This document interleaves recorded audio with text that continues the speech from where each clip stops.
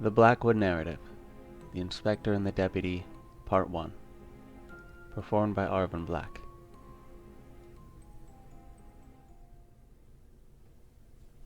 The long, hoarse moan of bus brakes called out to an empty diner on a highway that ran east through the village of Blackwood. A lone passenger stepped out into the clear, crisp night after the metal doors hissed open.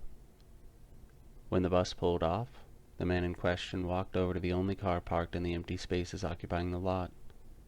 He approached the driver's side window, then leaned down and rolled his eyes, accompanying it with an irritated sigh. He knocked hard as a black-brimmed hat flew forward into the steering wheel, and a sleepy-eyed Deputy Calloway Matheson jumped up out of his seat.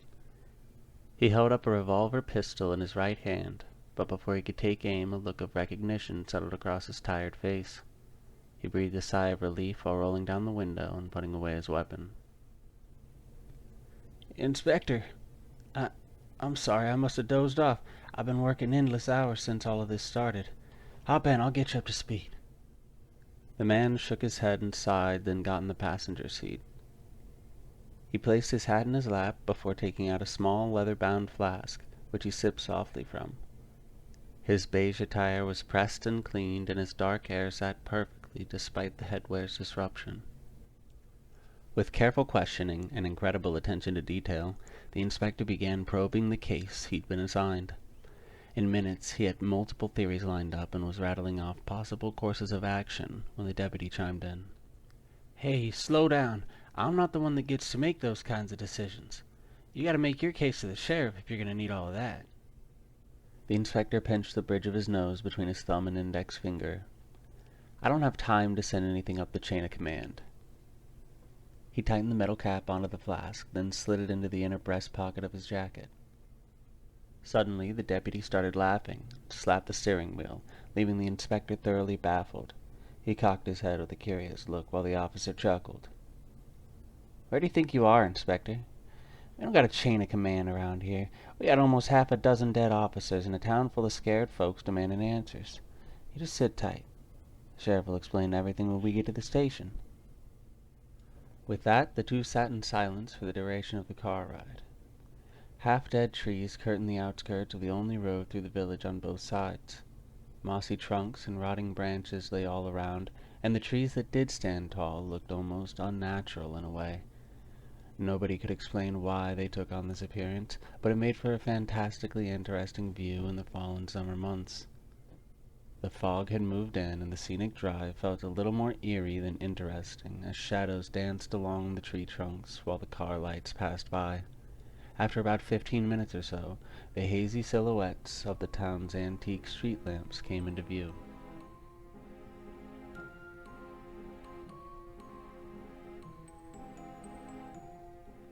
Passing through the village of Blackwood at that time in the evening was an indescribably peaceful experience.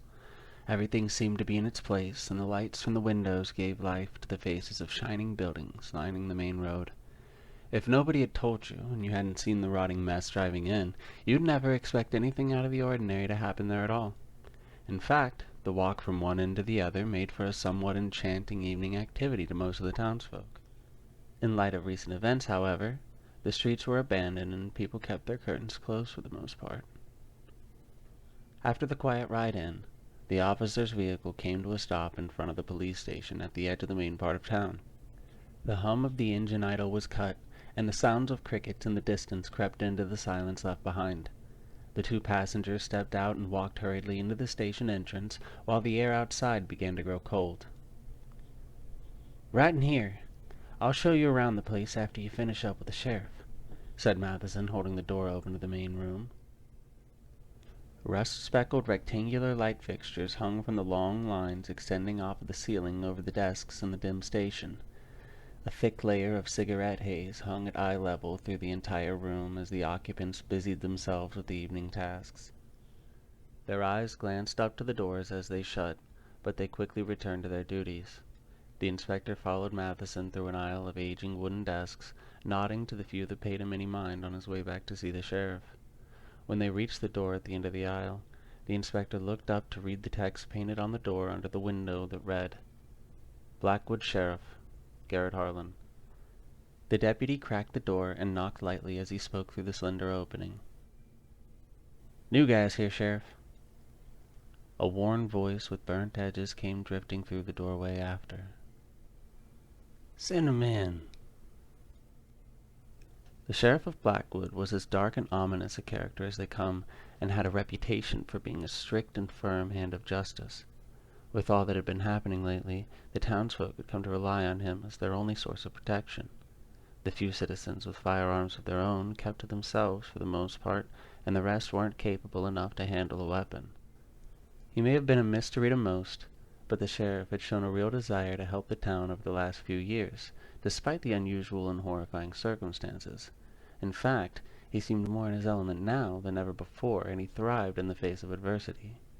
There was a courage held within his eyes that cradled you when he spoke, but it was encircled by a ring of deceit and sinister intent that left you with a chilled spine and an uneasy feeling.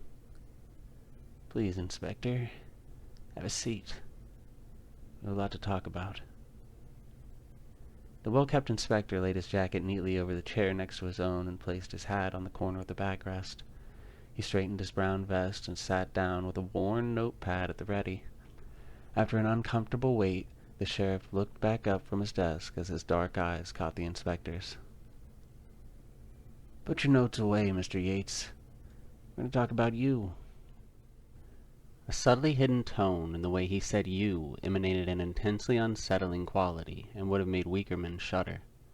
Neil Yates wasn't the type to let anything disturb him, however, and didn't flinch in the face of his intimidating senior. He had received countless commendations in the field, and was accustomed to working with the more experienced officers. With a raised brow, Inspector Yates tapped the top of his notepad, and a confident smirk formed in the corner of his mouth. He shrugged slightly, then placed the pen and pad on the seat beside him. He clasped his hands together over his lap, then delivered a polite nod. With a smile in return and an eerie glare from under his brow, Sheriff Harlan began his personal interrogation of the inspector sent to his station. The two went back and forth, analyzing each other's every move. The sheriff learned about Yates's neglectful childhood, while the inspector learned the sheriff's pet peeves. The inspector provoked flashes of disgust and anger with subtle assaults to the sheriff's pristinely kept office space. A cough into the armchair without covering his mouth gave a particularly visceral reaction. The entire conversation was an extravagant game of mental chess between two unrivaled intellectuals, and there didn't seem to be a clear victor, although one of them did appear to be having more fun.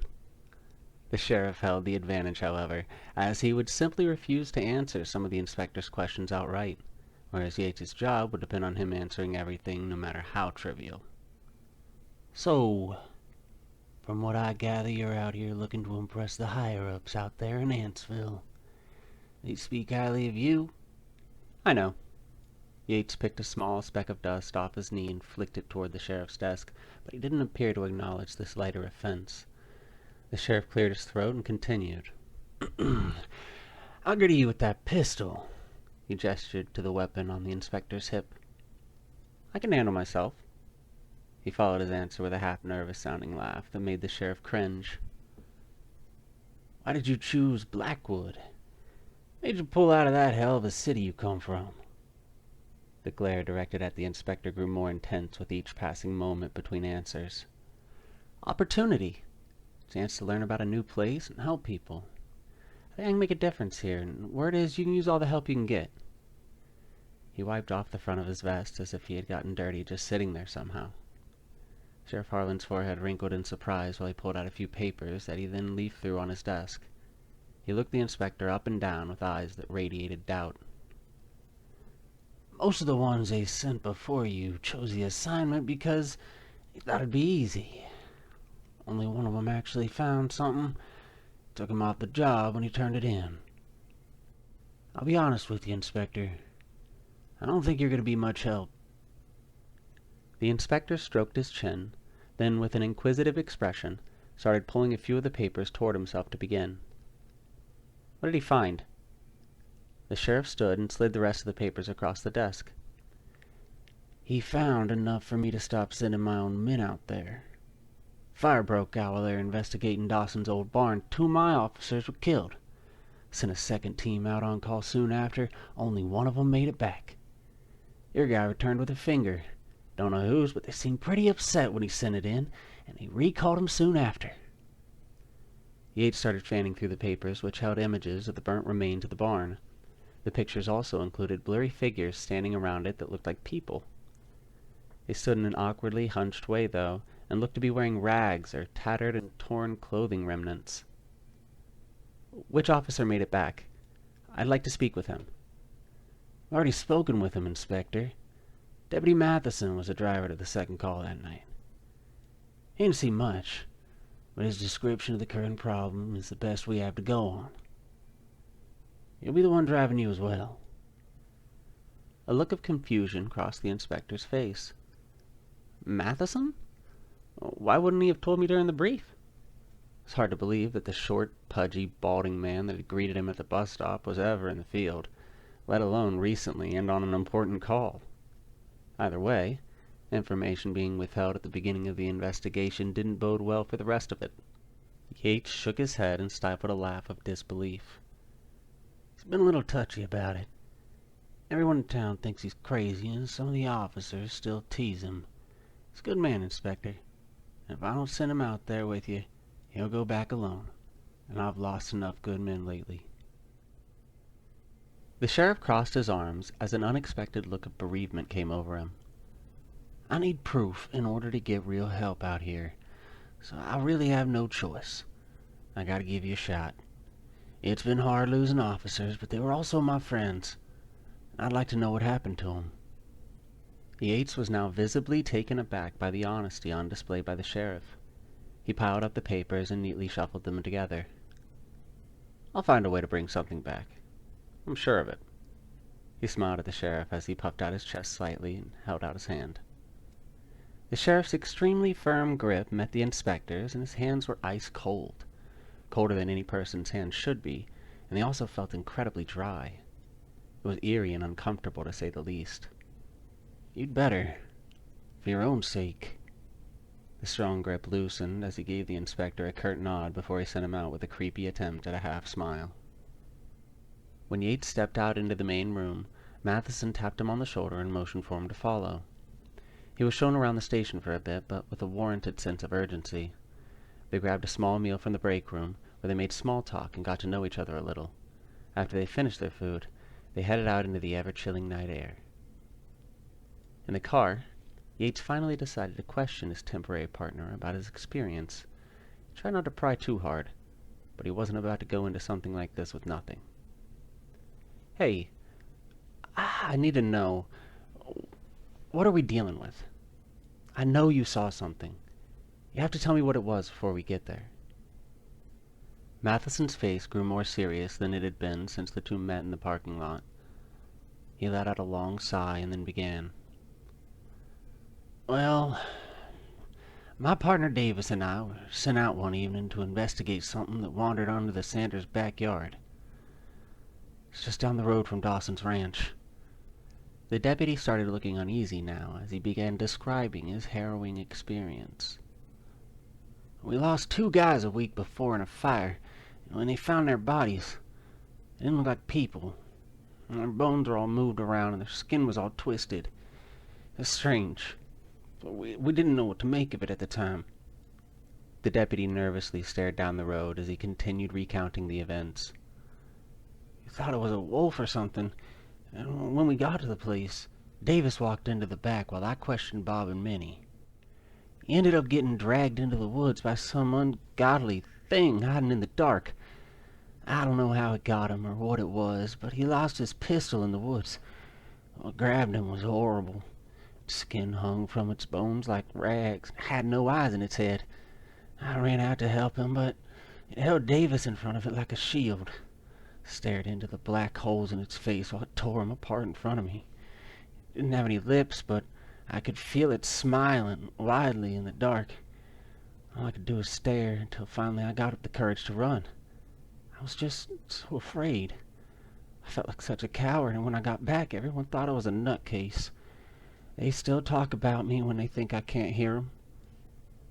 The deputy was visibly shaken, so Yates had him pull over to calm down a little before continuing on. We're going to find what took your partner. I'm sure of it." His confidence and benevolent eyes put Matheson at ease enough to regain his composure. "I'm no stranger to unusual circumstances. I wouldn't be here if I didn't think I could help. Trust me. I'll do everything I can to keep us safe while we're out here." He gave Matheson a reassuring nod, which was returned in kind. The two heard strange noises that sounded like they could have been screams from a distance, but there was no clear direction for them to investigate, as it seemed to echo all around them on their way. Their ride finally came to an end at the same place Matheson had lost his partner, the home of Minnie and Robert Sanders on County Road 31. The couple had lived in Blackwood since 1932, and Robert had built their home himself with the help of some close friends. The couple were old sweethearts that dated in high school and had been crazy about each other ever since the day they met. Minnie couldn't have children, but they still lived happily and undisturbed for almost 20 years before Mesker Dawson inherited his family's farm.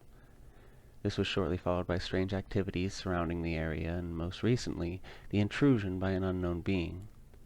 Even so, they refused to leave the home, and Robert held the strong belief that no matter the problem, his double-barrel shotgun could solve it. After the previous visit ended in the death of yet another Blackwood officer, Robert started sleeping with his weapon. The inspector and deputy stepped out onto the gravel driveway while holding on to their hats as the wind had picked up significantly since they'd left. They walked cautiously to the front and stepped onto the old paint-peeled porch that greeted visitors. Decorative fencing surrounded the property, and a strong wooden gate protected the backyard. A section of the fence had been broken down during the previous incident. Robert hadn't repaired it. Neither of the Sanders had even left the home, let alone tried to fix anything on the property.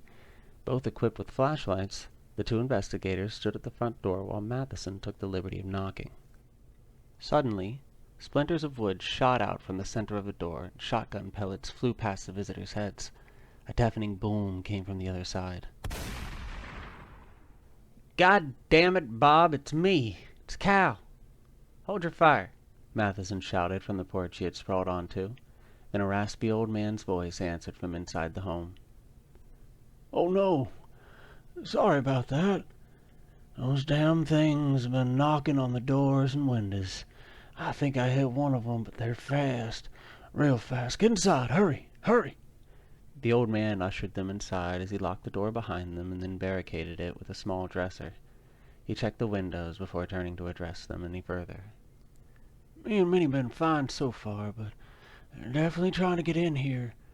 You boys see anything on the way in?" Matheson pulled out his pistol. "No, but we heard yelling." "What's going on? When I left, there was just one back there. How many are there now?" "We don't know. The dogs were taken yesterday, and ever since we've had 3 or 4 show up knocking at night. Usually show up in numbers later on, too. They don't answer us, though. They just crackle and scratch around trying to get in." Both the inspector and the deputy looked at each other bewildered, then back to the old man, and in unison asked, "What do you mean they crackle?" Some sound they make, almost like a campfire. I never heard it come from any animal before. I don't even know if these are animals." The old man shuddered as he slipped a new shell into his open shotgun barrel. "Try to talk to us through the windows and walls. Their words don't make sense. They sound all garbled, and they only say half words." Matheson nodded and scratched his neck before asking, "How's Minnie holding up?" Robert half-heartedly laughed. "Well, she's getting along. Occasional nightmare, but seems okay for the most part. Not leaving bed much anymore, though. Hell, I wouldn't want her to now." The group tried to enjoy a quick cup of coffee, one of the few things left in the pantry, while they meticulously planned how to catch one of the things visiting the secluded farmhouse. Matheson had experienced catching animals in the area, but nothing compared to this. The plan was to lure it to the front of the house and to the front door. Once it was in position, one person would open the door and the other two would fire through the opening. Once the creature was down, the person at the door would tie it up with an old rope and drag it in. It wasn't a perfect plan, but they didn't have a lot to go on at that moment. In fact, all they knew so far was that one man wasn't enough to stop them. Vigilance was key, and with the night setting in, the screams rose in the distance while the forest seemed to be opening its eyes. The wind howled outside the old country home, and some of the loose shutters started whacking against the mostly boarded windows. The rustling of the leaves outside applauded the onset terror as if some sort of horrific stage was being set. Skittering sounds approached the home, then started on the siding and patio deck. Scratching at the doors made all three men twitchy and nervous. The men had been taking turns checking on Minnie upstairs in the attic. Robert had moved her bed after she claimed to have been seeing faces at her window. It seemed impossible to have someone standing outside the second story. Robert hated seeing Minnie worry. It had always been that way for them. He loved her with all his heart and would do anything for her. When they were younger, he promised that he would spend every day of his life making her happy, and for the most part, he had kept that promise. It was hard for Robert to be away from Minnie, and even harder for him to see her in pain. That's why, when a sharp scream came from upstairs, Robert jumped to his feet and dashed across the kitchen floor. His union suit pajamas weren't enough to grab onto, and he slipped away from the two men that tried to keep him from leaving. As he hopped up the stairs and into the darkness, the deputy and inspector looked at each other. "We can still do this, I'm sure," Yates said as he pointed at the front entrance. "Get ready to open that door. I'll take care of whatever shows up on the other side."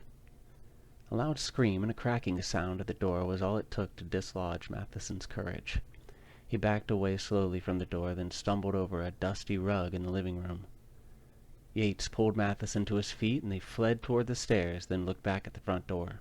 It was cracking in a straight line descending parallel to the hinges. The crack stopped halfway down when a knock came. The men halted in their tracks to listen carefully. It was soft and unassuming, but also inconsistent and strangely off in a way that couldn't be explained. This didn't compare at all, however, to the horribly harrowing voice that followed.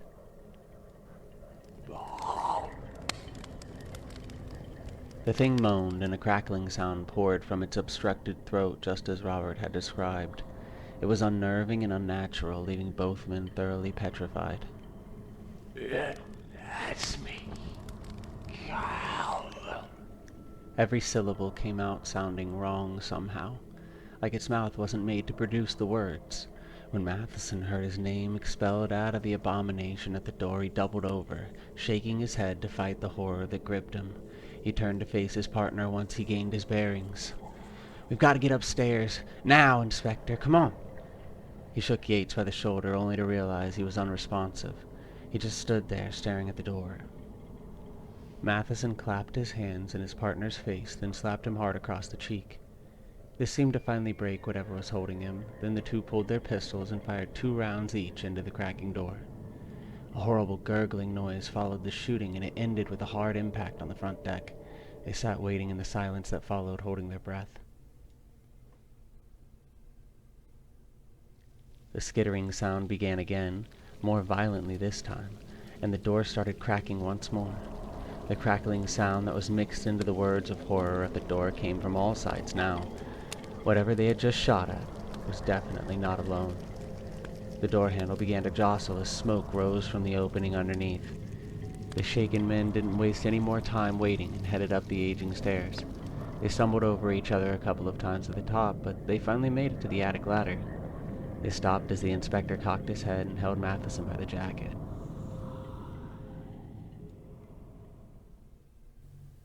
"Listen. Do you hear that?" he asked, listening through the cocktail of odd, horrific noises. From up in the attic, they heard a muffled crying. They carefully ascended the ladder and pulled it shut as they turned to face the sound in the back. "Minnie. No. My little Minnie, please don't do this to me. Don't leave me here, not like this, please."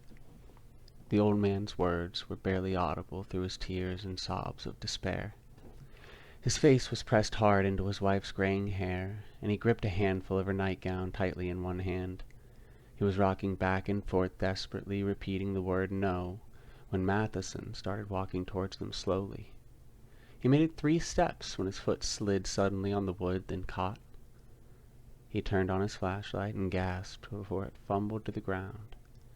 The scene the 2 men were met with next was much more disturbing than they could have imagined in the darkness of that attic. Constricted and oddly coiled legs hung lifelessly from the opening of the woman's nightgown. Her skin was gray and cracking, and dark blue veins decorated all of her extremities. A body-wide blood trail led from a pool below the two elders, and out the window to the left. The woman's body seemed smaller than it should be. She looked almost emaciated. Her feet and hands were completely covered in blood and cuts, and her arms appeared to have been yanked from their sockets as they hung dangling at her sides. Blood dripped from all of her clothing and shifted with each sob let out by her distraught husband. "Jesus Christ! What happened?" Yates said quietly as he retrieved the old flask from his jacket pocket. Matheson covered his mouth, then turned back to face the inspector. His face was pale enough to glow through the darkness, and he shakily pulled out a pack of cigarettes and a lighter from his pocket. He turned as he put one of them in his mouth and nervously attempted to console his friend. I'm sorry, Bob. I don't know what these things are, and He stopped and held his breath as the shaky flame from the lighter illuminated the attic. It flickered back and forth as shadows played on the walls. The inspector watched from behind while he hastily put his flask away. Just then, lightning flashed through the window and showed everything in the room for a moment as clear as day. With the bright light from outside, the features of the couple could be seen, and Matheson saw everything. A hard rain began pattering the window as Matheson choked out what words he could muster, and as he spoke, a look of terror crossed his face. That isn't your wife, Robert. Let it go. It isn't human. It's wearing her clothes." With that, a wicked and mangled laugh came cackling out of the throat of the thing being cradled in Robert's arms. He pulled his face away from her head, and she looked up at him with ink-black eyes. A second set of translucent eyelids blinked vertically, and a split tongue slid out to graze her upper lip. Her jaw unhinged and then split apart at the bottom as her throat crackled from deep inside. Thin, needle-like teeth slid out from small holes in the upper section of the mouth. As the saliva and blood dripped from her lips and glinted in the flickering light, Matheson aimed his pistol and fired. He hit the thing square in the chest, and it screeched loudly at him. Before he could fire again, its head lurched forward and latched around Robert's face. Both Yates and Matheson raced forward to pull it away, but their approach was halted at the sound of a crunch of his skull as blood streamed down his chest. Muffled screams were simultaneously cut short in the throat of the monstrosity that gripped him. Robert's arm stopped fighting and went limp around the creature's strangely coiled body. Matheson had started to flee when Yates spoke up. Wait! We need to bring something back!" He rushed forward again when his partner grabbed onto him and yanked him away, just as he was reaching out to grab something on the floor a few feet from the couple. "No! We have to go now! There's no telling how many more of them there are!" Matheson slammed open the bloody window to the left just as the scratching had started on the attic floor. Whatever was chasing them was now inside the house and only a floor below them. The attic ladder was ripped down off its hinges as the men retreated and dove out onto the roof. Yates followed the fleeing deputy outside, looking back just in time to see the creature ripping the frontal section of the poor old man's head and face away. Blood ran from its jowls, and pulverized bone and sinew stuck in its teeth and shifting while it chewed. The two men half tumbled down the roof and off onto the hard ground below. Matheson fell at an awkward angle and broke his ankle upon impact. He screamed and held his leg while Yates made his way to his feet. The inspector got the deputy up, and they hobbled down the drive towards the car. Another deafening screech came from inside the house, but neither man looked back this time. They hadn't expected to be set upon right away, and they weren't prepared for anything like this. When they reached the car, Yates opened the passenger side so Matheson could get in. He shut the door and walked around when something stopped him. A burning, rotten smell had filled the car, and when Yates checked the back window, a black figure snapped up behind the deputy's seat. "There's something in the car!" he shouted. Matheson kicked open the door and started to get out, but it was too late. The figure in the back had latched onto his arm and was pulling him inside. He screamed in agony as it dug into the flesh of his shoulder. His screams were followed by the figure's as 3 loud shots rang out one after the other. Through the window, Yates had fired at the figure's head and chest, connecting on all 3 attempts. It writhed in the back seat for a moment after releasing its grip on the deputy. started shaking violently when the crackling sound came cascading down the drive. A multitude of crawling, blackened shapes came shambling out of the darkness surrounding the home. Covered in the same tattered and torn clothing seen in the photographs at the station, they crawled and hobbled out from all around. Smoke and flames could be seen beginning to engulf the home from the front, and the sounds that followed froze the two men in fear. The silhouettes began closing in quickly on the car and the two escaping lawmen when Matheson shouted, "Get us out of here!" The engine of the Dodge D500 roared to life and kicked gravel forward as it hurriedly backed down the drive. The tires squealed loudly as it hit pavement and accelerated down the road. The creature was face down in the back seat, but still looked to be human. The backside of the body was burned badly, although some strands of singed hair survived and poked out around the sides of the head. "Looks like we got our proof, Inspector." Yates smiled. "I was sure we would." They shared a laugh and a sigh of relief, having escaped the madness behind them. Smoke and an orange glow was all they could see in the rear view as they left. The two men rode back to the station, describing what they saw to each other, still in disbelief. Matheson was in a lot of pain, but the two were still able to compare experiences on the way back to town. It was extremely late, and they were exhausted, but relieved they'd come back with something to show the sheriff. After a small amount of deliberation, they decided they would present the evidence to the sheriff after they broke the news about the elder couple's fate. A silver lining was always best saved for the last in such tragic circumstances anyways. The village of Blackwood was a graveyard this late at night, and the buildings loomed over the streets. They stood dark and in stark contrast to the inviting scene that greeted everyone just hours before. The only movement was the occasional shadows of crows flying through the light cast by the moon. The street lamps seemed to have dimmed since their departure, and a menacing fog settled over everything. The weight of the night had set in, and every breath was beginning to feel more difficult than the last. Unsettling, to say the least, and undeniably deterring to any that wished to wander about. When they arrived at the hospital, Yates phoned the sheriff, who met them moments later with a couple deputies from the station. After explaining the situation to Sheriff Harlan, the two told him about the deaths of Robert and Minnie Sanders. He seemed saddened by it, but his focus immediately shifted when they mentioned the creature they captured. "It was just like the one that got Davis, Sheriff," Matheson had said before being carted away by a nurse in a wheelchair. His ankle needed to be looked at, and his shoulder and arm had been ripped up pretty good by the thing in the back seat. After a few moments investigating the thing they had brought back, Sheriff Harlan had Yates ride back with him to the station. The mood was less than hospitable on the way, which didn't put the inspector at ease. When they arrived, Harlan got out and opened the door for Yates on the passenger side of his car. "Follow me, Inspector," he said without turning to look at him. He pushed open the front door and kept walking through a mostly empty police station. One cloud of smoke remained around a short-haired woman answering phones at a small desk in the corner. A couple of officers in the break area drank coffee and carried on about past cases. As Yates made his way to the sheriff's office in the back, a curious look crossed his face. The look grew more curious when the door closed and the sheriff finally spoke after what seemed like an eternity of adjusting in his chair and fixing his uniform. "Sit down. Now!" He spat with a tone that said all the inspector needed to know. He was furious, but it wasn't apparent on his features. His face wasn't red, and his expression was still that eerie glare that seemed painted on. "Did I do something wrong?" "Put your gun and badge on the desk," Harlan demanded. "I don't understand. What—" "Now!" he shouted. After fumbling them both in his hands, Inspector Yates dropped his gun and badge nervously on the desk in front of him. He had never been shaken by a man or monster before now. Maybe it was the events of the night, and maybe it was the sheriff's ice-cold hands and stare. Either way, Neil Yates was afraid at that moment, and the look he wore said it all clear as day. "I should have you locked up!" the sheriff shouted, pounding the table with his fist. He breathed heavily over the desk for a moment, then collected himself and fixed his uniform again.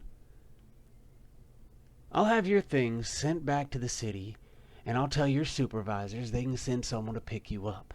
Until then, you'll stay under watch in a hotel, understand?" "What's going on?" The inspector's face held its inquisitive position as he questioned the sheriff. I don't understand. No. That creature you brought back was Minnie Sanders, riddled with bullet holes. You expect me to have just taken your word that it was some kind of monster? He asked. There has to be some misunderstanding. I saw all I needed to see in that back seat. I won't be made a fool of. I know I expected a lot, but that is not how you handle things. I won't tolerate it. Not in my town. He began to stand. If you have nothing else to share with me, Inspector, I need to phone your superiors. Wait, Yates said as the sheriff was getting out of his seat. There is something else. Raising an eyebrow, crossing his arms, the sheriff waited for the inspector to rummage through the pocket of his jacket. He then sat back down, narrowed his eyes hard at what he was shown, then returned his gaze to the inspector. Where did you get that? And what is it? He asked. The inspector held a small vial of brown liquid, with a cork pressed into the top of it. The liquid seemed to fall in streams along the sides of the vial. When it caught the light just right, it looked bright orange. Most of the glass was in good shape, but a small crack lined the top about halfway down the cork. A small label was wrapped around the glass that held only one character, the letter V. This was the most significant discovery anyone had ever come back with, as far as the sheriff knew. Gently shaking the small vial in his fingers, Inspector Yates held up the glass container for Sheriff Harlan as he smiled and answered, I'm not sure.